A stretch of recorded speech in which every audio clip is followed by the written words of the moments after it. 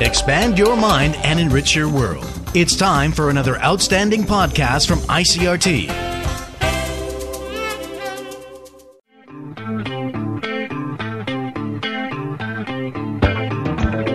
Hello and welcome to another podcast edition of Taiwan Talk. Today on the show, we're going to be talking to an American expat who's been working in Taiwan for more than 10 years as a performer and director. In the process, he's built up an impressive resume of film and stage work and even launched his own stage and screen production companies. Most recently, he established the experimental theater The Lab in Taipei, and through that theater, he's currently offering a series of master acting classes to make the expertise of international professionals available to performers right here in Taipei in both English and Chinese. Brook Hall, thanks so much for joining us. Great to be here. Obviously, I want to get to those classes that you're going to be offering a little bit later in the interview. But before we get there, I want to learn a little bit more about your work in Taiwan. And to start things off, I'm just going to ask the most generic possible question you can ask an expat. How did you end up in Taiwan? Great question. I came here at the invitation of a friend of mine who had been here a few years before and really liked it and invited me in 2001 for an arts festival. And that arts festival was called the World Artists Collective, and it was near Kaohsiung. I had just finished a national tour of a Broadway show in New York and got off the tour bus after 8 months of touring and was ready to take a vacation, basically. And this offer came to come to Taiwan, and I ended up saying, I've never been there before. I'm interested to go to a place where I had no idea about the language or the culture. He said it was great, and I came. So what did you find here that got you interested in staying? Basically, as soon as I got here, at that arts festival, I immediately met great people from local theater companies. And in those local theater companies, I found I'd just finished a Broadway national tour, and people would say, oh, can you show us some of your tap dancing, or can you sing for us, or can you do some of these? I was able to show some of the skills that I've grown up with practicing. And so people basically asked, can you teach me that? I want to learn that. We don't really have the opportunity in Taiwan to learn that or to see that or to experience that. So ironically, I ended up being asked to join a company's promotional tap dancing contest. Ended up winning, and that got attention from a lot of local people who wanted to study tap dancing with me. So I put together some tap dancing classes and created a team that I affectionately refer to as the Taiwanese Housewives Tap Dancing Group, because that's what they were. They were Taiwanese housewives who wanted to learn, and we got pretty good, and we started performing around mostly central and southern Taiwan, and I started to get to know, at that time I had no plans on trying to make a career here, and just thought, well, this is really entertaining and fun. And so I started to get to know lighting designers and stage designers and costume designers, and people said, well, why don't you sort of look at working here more seriously? And then I was asked to put together a show for Sun Moon Lake, and I brought over 2 New York performers for a few weeks, and we did a show for about a month. So I produced my first show there. That got attention of some different production companies in Taipei, and I ended up moving up to Taipei and sort of saw that there was potential to stay. Until then, I think I was still sort of still on a prolonged vacation, thinking I was going to go back to New York. Right. From Taipei, then I started to meet different production companies and work with, there was a company called Land Creators, and they had the idea to do Broadway-style shows with Taiwanese performers. So they brought me in with several other people who are now my friends to train a group of Taiwanese, select Taiwanese performers, and put on a show. And that show was called I Love You, You're Perfect, Now Change. It was a show that I suggested would be good for local audiences, and it was a hit. And I saw that there really was potential to sort of do what I had been doing up until that time in New York and in the States, and doing it in Taiwan, and with all of these friends and different people saying, yes, please do that here. Unfortunately, that production company was mismanaged. I don't want to turn sour, but I saw that while the product was really great and we had people who were really interested and wanted to show their skills, the production side of things ended badly with the producer leaving town and not paying 100 people, and it was a scandal. And people were really down on it. And I thought, well, here I am now in a place where things can happen, being able to make things happen. I want to turn this around. I think we could really build something here that we've started. And so I cashed in all my financial tickets and basically said, I'm going to invest in a life in Taiwan. And so then I started producing shows here. So the first show I produced was called Smokey Joe's Cafe, and used a lot of those same professionals that I'd been training as well as others. And we created a hit. It was a small hit, but we really showed that yes, there is a market for things here, and that we could all work together. And, you know, I had one foreigner in the cast and the rest were Taiwanese. And I directed a show in Taiwanese, which I consider probably the highlight of my directing career, because I don't understand a word of Taiwanese. And so we had to very slowly translate everything from Taiwanese to Chinese. And that was actually translated, it was called the Great Golden Banana Incident. Oh, okay.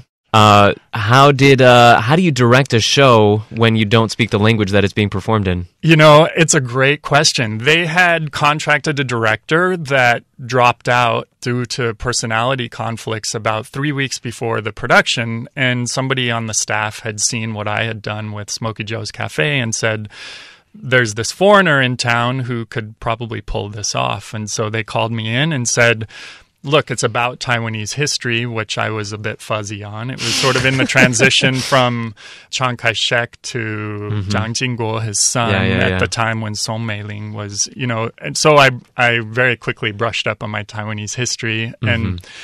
And I think a lot of people sort of looked at it as a political show. And I think it was actually a really brilliant move on their part to bring in somebody who had no political stake whatsoever, and I treated it as a story. And working with everybody in Taiwanese actually turned out to be a lot easier than I thought, because performing is performing, and if you're performing a line that is serious or funny, I mean, it's really not that different from language to language. It's not that different, sure. You know, 90% of our communication is nonverbal. And so it's only that verbal part that I didn't understand. And so it was easy to sort of put it together. And by the end of it, I understood everything they were saying because we were in rehearsals for 4 months. But that was a really great experience. Again, unfortunately, I got involved in sort of political infighting. Like I said, it was a show that some people took politically, and the political infighting sort of began with various campaigns going on at the time, and people were suing each other in the background, and again the producer ran off and didn't pay anybody. So I've had those are two huge performing arts scandals that have happened in the last 10 years. Unfortunately, I was at the center of both of them. But those things just made me want to do it again and to make things better. So then these huge shows, you know, I said, well, I want to turn it much smaller, and I want to do title of show. And title of show is a full. Well, before we keep on going, I think that this is a good segue into something that I wanted to talk to you about, which is you're coming at this from perhaps a different theater tradition than what is present in Taiwan. Sure. What do you think that you bring to these shows that a local theater producer wouldn't necessarily have in his repertoire? Well, there are some really talented people here. Right, absolutely. I wouldn't say that I bring just a really different point of view. Right. My experience, you know, I started doing theater myself when I was 8 years old. Started working professionally at 14, and pretty much worked until I came here to Taiwan when I was 26. Show after show after show. So I built up sort of a resume of doing over 120, maybe 130 shows, including 70 or 80 big Broadway musicals. Broadway musicals was sort of where people put me in Taiwan. One, because I was I'd like to think of myself, I guess I could say, a triple threat, what we call a triple threat, somebody who can sing, act, and dance. And I think that was something that I brought to the table that while I was directing Smokey Joe's Cafe, I wanted all of my singers to then suddenly dance a 7-minute dance and control their breath and be able to sing the next 3 minutes of vocal material. I had so many people challenging me on that. I had a Taiwanese vocal director who was great. She was great. But she said, in Taiwan, we bring out the dancers and then we bring out the singers. Like, never do they cross. And I know that show was hugely influential because I can see shows that happened after that. And I know people came to see shows and suddenly people said, why don't we have the singers dance? And why don't we suddenly we started having singers training in dance, and we had people creating their own triple threats. And back to your question, as a triple threat, my dance ability and my vocabulary of doing all of these shows is quite extended. So I really sort of got in before I could speak Chinese. I sort of really started knowing theater companies as a choreographer and training them in dance skills. And so as a choreographer, I bring a whole different vocabulary to the proceedings because my experience in, as a swing dancer, as a salsa dancer, I can tell you the difference between 20 style, 30 style, 70 style, 60 style, 80 style. And I brought sort of this whole historical kind of vocabulary of moves to what was already being presented as more or less just evenly hip-hop or waltz. I mean, that's sort of the community that I came into, where before the movie Chicago, nobody knew. You talk to anybody in Taiwan, and I would talk to people and say, oh yeah, I just did a Broadway tour, and they would think Sound of Music or West Side Story. And that was the vocabulary. And then the movie Chicago came out. And even now, I think if you ask anybody on the street, what is Broadway style to you, they imagine that style is called Bob Fosse. Beyond that, I found that there was just a lack of, not education, but just a lack of experience here. And, I'm not going to point any fingers, but we've all seen shows here in Taiwan where people just sort of look at it as like a play, and then the play stops and suddenly we sing a song like it's an idol TV show, and then we go back to the play and then there's a song, and the art form is lost. I sort of compare it to, I wouldn't dare to go back to the US and say, oh, I've spent some time in Taiwan, I'm going to produce a Taiwanese opera. And I've seen a few Taiwanese opera shows, and I know very little about it, but I know what it looks like. I don't think that gives me the know-how and the experience to go back and produce something like that. There's a whole culture, there's a whole tradition, there's a whole history, there's a whole lot that I would need to learn first before I would do that. Now you reverse it on the other side, and I think it's the same. Broadway shows are done everywhere, but there is a tradition, there is a culture, and there is a sort of a history to it. And I think now things have changed a lot. Now there's quite an active swing dance community. There's an active salsa dancing community. And I think things are different. People are bringing lots of different elements now to the work. At that time, I was sort of in a place where I knew about these things and was able to convey them to different performers and different groups here. So going back to what you were to the narrative of your work in Taiwan, so you were saying that after you had those couple of meltdowns, you decided to start working on smaller shows? Well, I had these meltdowns that sort of showed me, why don't I take more of a leadership role? If I'm going to do this, why don't I start organizing it? Unfortunately, yes, I met some people who weren't too wise with their production decisions, and everybody kind of got burned. But I also felt like there has to be a better way to do this. And so sort of looking at how that was possible, I thought, well, let me start small. And so rather than producing another huge show of the size that we did at TICC, let me just put together this really good, really creative, small 4-person show. It's still a full Broadway show, but part of the essence of the show is about how simple it is. And so this was the kind of show that I thought would, one, as a producer, be fairly easy to produce, and two, it dealt with the idea of creativity, and I thought it was something that I hadn't seen anything of that sort here. So I wanted to move forward with it. And then I ran into the problem of venues. And that has been, I think anybody who produces anything here in Taiwan, there's a real shortage of venues. The waiting lists are so long for the prime venues. And even then you can only have it for a couple days, for a weekend. And people spend all this time, 4 or 5 months in rehearsal, and then get to do their show for a weekend. So you did something to address this issue, right? Is that part of why you started your own production company? Exactly. Well, I started my own production company to sort of take the reins a little bit more, to make decisions that I thought would manage things in a way that would treat everybody more fairly, and also to address this problem of producers who just had big dreams and couldn't manage their finances. And so kind of ended up using everybody who was involved and then skipping town and leaving everybody holding the bag and being really upset. Personally, I know about 10 people who said, I'm never going to do another show. I'm out of this business. Like, it just destroyed their lives, you know? And seeing that, just saying, there has to be a better way to do this, and to sort of take some more of those management decisions. So then I decided, okay, I'm going to start my own production company. So do you think that you've found a way to navigate those dire straits a little bit better?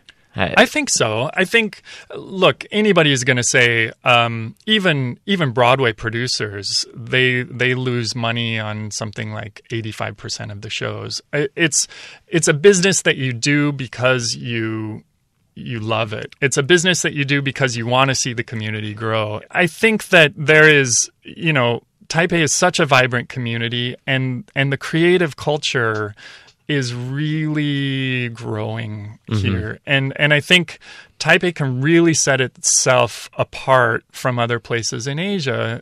It already is. I hear day after day, report after report coming in from different think tanks and different people saying Taipei needs to look at its creative side. It needs to embrace a creative economy, basically, whether that's through startups or technology or things that I'll let people much smarter than me talk about and decide. So it's all part of building up that sort of ecology of creativity and making it a place where people would choose to work and feel safe working there. Absolutely. I mean, I could talk about the details of the performing arts business in Taiwan, but people would be absolutely shocked. And this isn't even talking about sort of the specifics of in the U.S. there are unions that sort of control how performing artists are treated every step of the way. Some people would say they have too much control. I was a member of the Performing Arts Union Actors Equity, and so I know what that standard is. And I'm not going to change things overnight in Taiwan and create an actors union, but I also know that there has to be a better way where people feel job security as well as are treated like they would be treated at any other job. And so, I'm not here to say I'm revolutionizing the way things are done, but I also felt like I can do my own part. You can make a little bite out of it. Yeah, and just sort of share, I'm only in this business because I love it. I'm in this business because it's something that I think gives value to society. I think it's something that is valuable and is necessary. So this kind of dovetails with another question that I wanted to ask you. My keen eye, I noticed the name of your two production companies. We have Ripple Productions and Butterfly Effect Theater Company. Both of these are kind of themed on making a splash, making waves. Starting small and growing exactly, bigger. I mean, I know plenty of directors who are brought in by the National Philharmonic or or coming in to direct a pop star's concert or musical. And they're brought in already on the biggest possible scale. I mean, when I decided I wanted to stay in Taiwan, I started from knowing nobody, and really started with that group of tap dancing housewives.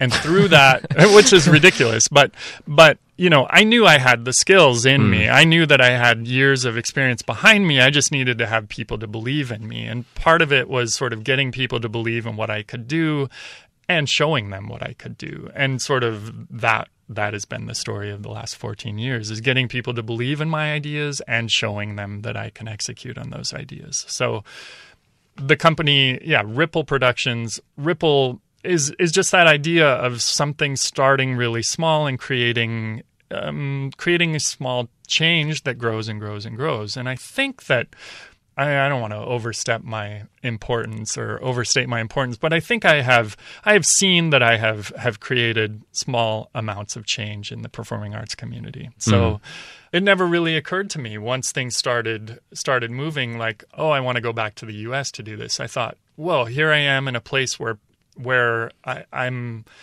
creating meaning in some small way, and that was much more important than going back to stage in the U.S. on a Broadway tour or something like that. So let's bring things up to your most recent project. As I mentioned in the introduction, you're going to, through the lab, which is your experimental theater space that you recently formed, you're going to be offering master acting classes. So can you tell us a little bit about what these classes are going to be like, what people can expect to find there? Sure. Well, the first thing is that a lot of people don't even really know what you could possibly learn at an acting class. And there are a lot of tricks, and they involve psychology, they involve group building, they involve body awareness, they involve a lot of these different disciplines that people study. And there are some different schools of what the best way to accomplish that is. A lot of actors in New York or LA will study all of the tools, sort of approaches to how you learn how to be a great actor. And different teachers have different things that they bring to the equation. And so what we want to do is give people, the people of Taipei, a chance to learn from all of these really great teachers. My 14 years here, I have met a lot of really great performers of all kinds, as well as teachers, both foreigners and Taiwanese. And so what I want to do is basically create a place where everybody can come together, and every weekend there'll be a different workshop where people who are really interested and want to learn how to be a better actor can decide and say, well, I want to take a class with this teacher, or maybe with this teacher, or maybe with this, and sort of figure out which way works better for me, and I want to find out more about it, and maybe later we'll offer more intense classes about some of those different systems. So for now, it's sort of like, let's sample the flavors of the different schools and different methods of what people around the world are studying and how to become an actor. And is this something that people would have had a hard time finding in Taiwan before? Yeah, I think I'm not sure about the curriculum design at the arts universities, but I think outside of the arts universities or agencies will bring in acting teachers to teach their talent. I don't think there was really any available acting classes. I take that back. A few theater companies did offer specific acting classes that sort of fit in with their methodology, I guess. And so, but there wasn't this kind of mishmash where you could look for something that worked for you, or find many different kinds of approaches. Right. You know, and I'm a teacher myself, and I have an approach that I think works for me, and I think I can teach. And so, but I also think that my approach isn't for everyone. And this, I think, is, coming back to this idea of what is different between my culture and Taiwanese culture, is we in the U.S. sample lots of things, and you want to try different things, and you sort of figure out what you respond to and what you like, and you're influenced. I think traditionally here in Taiwan, teachers teach one thing and people focus on one thing, and they go from one thing from the beginning of their study to the end of their study, and there's a real linear sort of approach to it. And that's great. I mean, there are some really talented and great people. All we're doing is offering something a little bit different, where if you want to sample a little bit of some different ideas and different schools of thought, then we'll make that possible. So these classes are going to be offered right now. A lot of the teachers that you already have signed up are going to be speaking English, but you're also looking to make this available in Mandarin as well. So this is something that's going to be geared not just to the foreign community, but also to the local community as well. Is that right? Absolutely. In my 14 years of time here in Taiwan, I've spent 90% of it with the Taiwanese performing arts community, and probably 10% of it with the foreign community. As a foreigner living here, I could do anything in English anywhere around. But I think really, if I really want to bring friends and the community into it, I absolutely am going to do things in Chinese. And so I already know a lot of the really good acting teachers and am meeting more constantly and talking to them, and sort of we're bouncing ideas off of each other. And we've created a black box, which I should sort of explain is all it is a room. There's already... And we're talking about a theater space right now. A theater space, yeah, called a black box, where anything is possible. It is literally black on the ceiling, and all the walls are black. And it's quite small. But I also think that because I'm managing it, I can choose to have something. I could do 30 shows in a row if I wanted to, and build things. I think I'm now in a position where, like I said before, getting a venue is so hard, and being able to control it or let things grow naturally is really difficult. So now I'm in the position, which is why I've created this, to nurture and build things from the bottom up. We've been speaking to Brook Hall. He's the founder of Ripple Productions and Butterfly Effect Theater Company, both of which can be found on Facebook. Brook Hall, thanks so much for joining us. Thank you for your time. You can find links to get more information about the Master Acting classes on ICRT's blog post for this interview, or you can go straight to the page for those classes at tinyurl.com/actinglabtw. That's the word tiny, the letters url.com/actinglabtw. Thanks for listening to the interview. As always, we'd love to hear what you thought of the program. You can leave us a comment on our Facebook page or rate and review Taiwan Talk on iTunes. Or maybe think about leaving a comment while you're checking out that blog post. That's it for today. For ICRT, I'm Keith Menconi.